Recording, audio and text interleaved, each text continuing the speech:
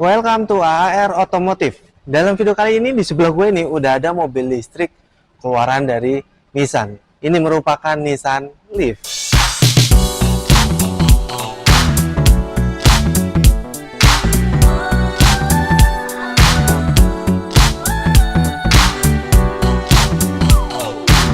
Untuk bersaing dengan kompetitor-kompetitornya, Nissan membawa Nissan Leaf ini ke pasar Indonesia. Nah, by the way, mobil ini tuh sebenarnya di Eropa itu sangat laris manis di pasaran. Nissan membawa ini ke Indonesia sehingga dapat bersaing dengan mobil-mobil listrik di Indonesia seperti Hyundai Kona Electric, kemudian Hyundai Ioniq 5 dan mobil-mobil listrik lainnya.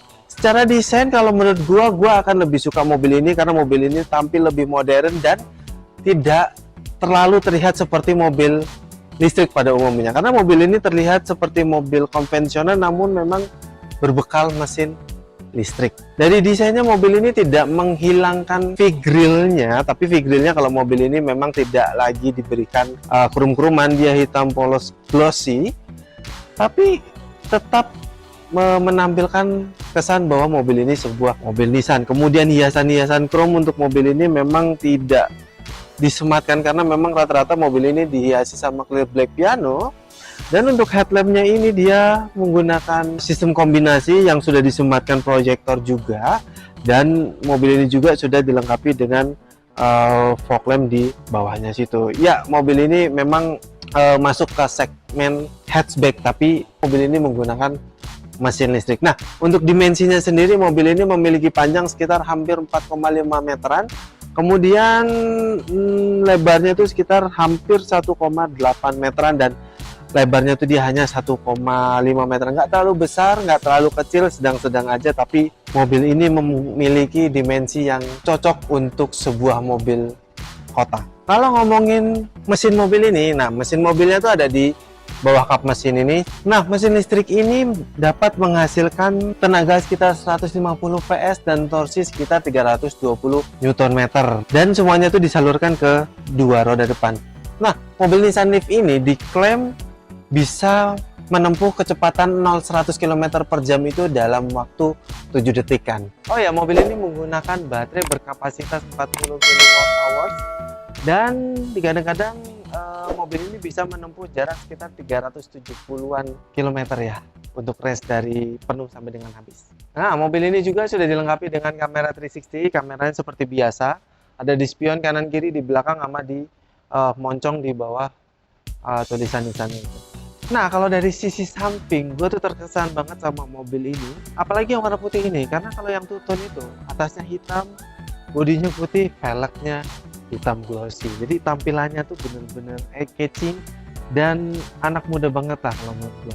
Nah, kita bahas satu persatu. Lakukan di sampingnya tidak terlalu berarti, dia hanya tekukan-tekukan tipis, dan model two-tone-nya ini yang menurut gue cukup menarik dan tampilannya tuh eye-catching banget buat yang warna putih ini. Kemudian mobil ini ada handle-nya yang berwarna chrome dan ada touch keyless-nya di sini.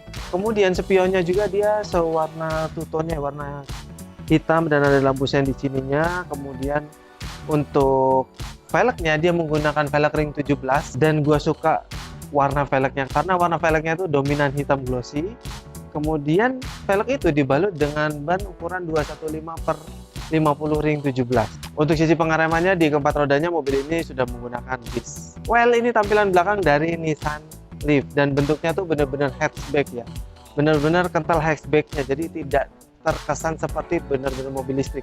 Karena yang gue suka yaitu karena mobil ini tampil seperti mobil konvensional namun dia bermesin listrik. Mobil ini memang tidak ada hiasan-hiasan chrome-nya, tapi yang paling gue suka dia hiasannya itu adalah clear black piano seperti yang di sini. Kalau ini mah warna two-tone-nya ya sampai dengan ke atas. Kemudian kaca belakangnya ini sudah dilengkapi dengan defogger dan wiper yang bisa bergerak 180 derajat.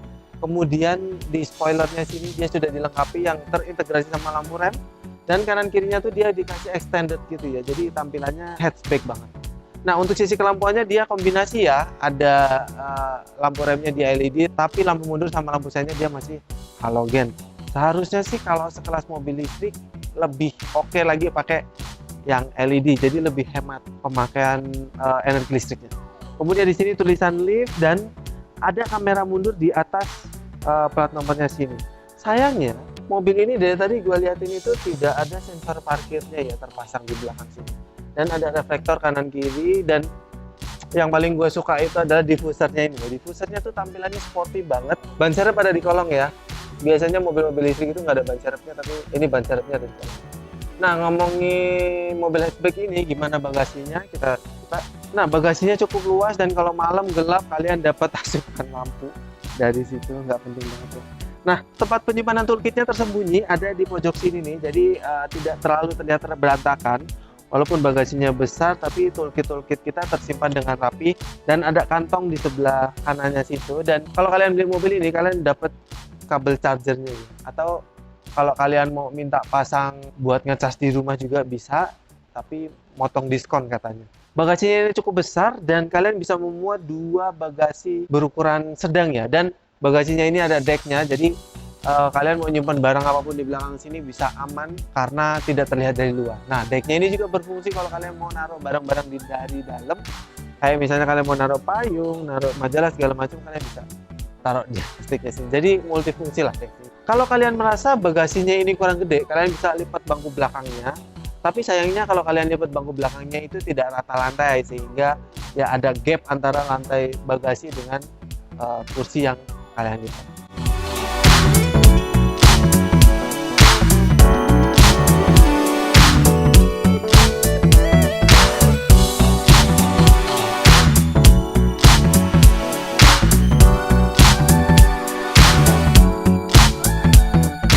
Oke, gua duduk di bangku paling belakang dari Nissan Leaf ini, dan so far duduk di sini bangkunya menggunakan bahan kulit. Posisi duduknya lumayan enak, dan yang paling gua suka di Nissan Leaf ini, trasnya tuh gak ganjel, jadi nggak perlu kita atur-atur, dia udah posisi gua tuh udah vlog banget, udah enak ya. Kemudian yang sangat gua sayangkan tuh di sini, kalau kaki kita berdiri ya agak nggak terlalu kesangga paha gua, tapi kita bisa masukin kaki kita ke pengemudi depan walaupun agak sempit, dan paha gua tuh jadi tersangga dengan baik oleh bangku belakangnya ini. Nah, di bangku belakangnya ini dia ada jahitan warna biru ya, dan di belakang sini dia udah ada 3 headrest, artinya memang di belakang sini bisa dipergunakan untuk 3 orang, dan tiga-tiganya pun di belakang sini dia dapat seat belt 3 titik. Di belakang sini kalau kalian duduk bertiga, tengahnya pasti akan ngangkang karena di bawahnya sini dia ada gundukan, tapi gua kurang paham gundukannya ini buat apa, karena kan ini sebenarnya front wheel drive ya, jadi gua agak bingung nih ini ada apanya. Kemudian di belakang sini jujur nih kita nggak dapat asupan listrik sama sekali ya. So far dari tadi gua cariin tuh kita nggak dapat power outlet atau dapat USB slot ya, tapi ya oke lah, kita bisa ngambil dari depan situ. Door panelnya menggunakan bahan plastik keras, tapi yang kena tangan kita nih di armrest door panelnya itu dia menggunakan bahan yang sama seperti yang digunakan di bangkunya. Kemudian of course dia ada power window-nya yang dikelilingi sama clear black piano ini. Kemudian di bawahnya ada bottle holder, dan ini handle-nya dia berwarna chrome. Nah, ini terus ada hand grip yang sudah retract. Oh ya, di belakang bangku pengemudi sama penumpang depan ada ini ya, ada kantongnya. Selebihnya nggak ada. Nah, di belakangnya ini dia ada decknya, jadi kalian buat naruh barang-barang dari dalam sini, contoh kayak naruh payung, naruh buku, naruh majalah segala macam, tas kecil kita bisa taruh di deck belakang bagasinya itu. Nah, gua udah di depan dari Nissan Leaf, dan menurut gua duduk di depan sini jauh lebih nyaman daripada duduk di bangku belakangnya, karena buat gua ini bangkunya tuh bakat banget. Dan nggak tahu kenapa ya, di belakang tadi tuh gue duduknya merasanya agak tinggi, tapi setelah gue duduk di depannya sini tuh merasa duduknya agak rendah gitu ya. Tapi ya so far kita bahas satu persatu yang ada di mobil ini. Mobilnya dashboardnya menggunakan plastik keras ya, menggunakan plastik keras, dan sini ada panel kayak wood panel gitu, tapi ini bukan wood panel. Kemudian di mobil ini sudah dilengkapi dengan entertain system yang cukup besar, karena ini entertain systemnya ukurannya 8 inch ya. Dan selain dia touchscreen, dia juga ada tombol-tombolan fisik, jadi mempermudah pengoperasiannya. Kemudian selain kita bisa akses pakai tombol-tombol di sini, kita juga bisa akses pakai tombol-tombol yang ada di sebelah kiri setir sini. Selain itu di bawahnya tuh dia ada kontrol AC. Kontrol AC-nya nih sudah digital. Di bawahnya tuh kita dapat kipas bangku ya, kipas bangkunya kanan kiri. Kemudian power outlet 12 volt dan start stop engine button. Ini bukan start stop engine button sebenarnya, on off ya kalau mobil listriknya. Kan kemudian di bawahnya dia ada ini tempat penyimpan, tapi ini tempat penyimpanannya kalau gua biasanya kayaknya buat naruh handphone cocok. Di belakangnya lagi dia ada posneling yang cukup unik karena dia pengoperasiannya tuh dia kayak mobil konvensional ya, jadi didorong ke kanan, atas buat mundur, ke bawah buat maju. Nah kemudian di dekat di dekat posnelingnya ini dia ada tombol eco dan e-pedal. E-pedal ini merupakan fitur yang paling menonjol di mobil ini karena e-pedal ini memungkinkan pengemudi bisa mengatur akselerasi dan pengereman hanya dengan satu pedal. Berjalan ke belakangnya, di belakangnya tuh dia ada cup holder 2 biji dan ada cutek brake yang ada di sini. Tapi sayangnya kayaknya mobil ini nggak ada auto hold-nya ya. Di tengahnya sih dia ada console box yang bahannya tuh kayak empuk-empukan gitu. Dan ini tuh dia kalau dibuka jadi tempat penyimpanan, tapi ya memang nggak begitu besar tempat penyimpanannya, tapi oke lah ada tempat penyimpanan tertutup. Nah selain tempat penyimpanan tertutup di sini, di depan sini seperti biasa ada tempat penyimpanan tertutup juga yang surprisingly menurut gua ini besar banget karena dalam banget ke dalam sana itu tempat penyimpanannya lega banget. Kita ke instrumen cluster. Instrumen clusternya dia ada 2 panel. Yang pertama dia ada jarum-jaruman dia untuk speedometernya dan sebelah kirinya tuh dia ada LCD yang cukup besar juga. Setirnya dia menggunakan bahan agak keras dan ada jahitan asli di setirnya sini.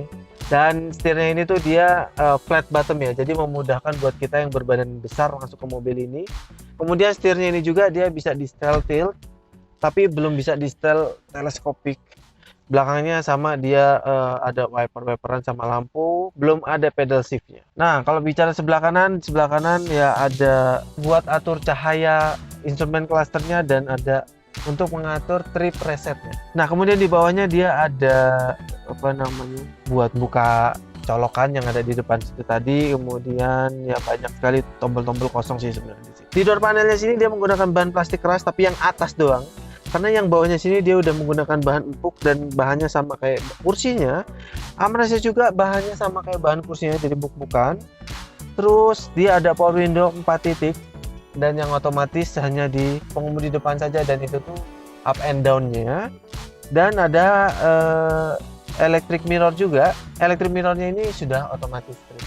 Kemudian kita berbicara ke bawah, dia ada apa namanya itu bottle holder dan tempat penyimpanan terbuka. Oh ya, ada yang kelupaan. Balik lagi ke setir. Setirnya tuh ada tombol-tombolannya. Sebelah kiri memang buat entertain seperti yang gue bilang tadi. Sebelah kanan tuh dia ada pengaktif cruise control. Kursinya ini tuh gue duduk di sini tadi seperti gue bilang di awal itu bucket banget, enak dan ada wings-wingsnya gitu. Dan nuansanya sama seperti di belakang. Dia ada jahit-jahitan warna birunya. Nah di sini tuh dia ada kayak bahan bludru gitu ya. Jadi dia bahannya 2 ya, ada kulit dan bludrunya. Nah kemudian untuk penyetelan bangkunya ini cukup lengkap karena dia ada high adjuster, reclining sama maju mundurnya. Di sini ada spion tengah yang dynamic view-nya masih manual. Tapi ini kayaknya nih dia nyambung ke kamera ya karena kita belum bisa lihat. Nah di sini ada lampu baca, sun visor yang kanan kiri dia ada lampunya.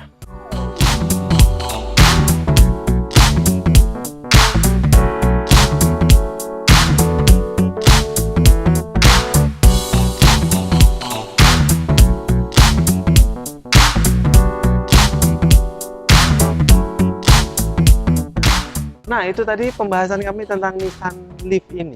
Nissan Leaf ini ngomong-ngomong dia sudah masuk generasi kedua ya. Jadi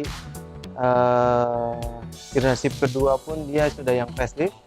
So menurut kami yang kita dapatkan di mobil ini ya tidak cukup banyak, tapi fitur-fiturnya cukup menarik.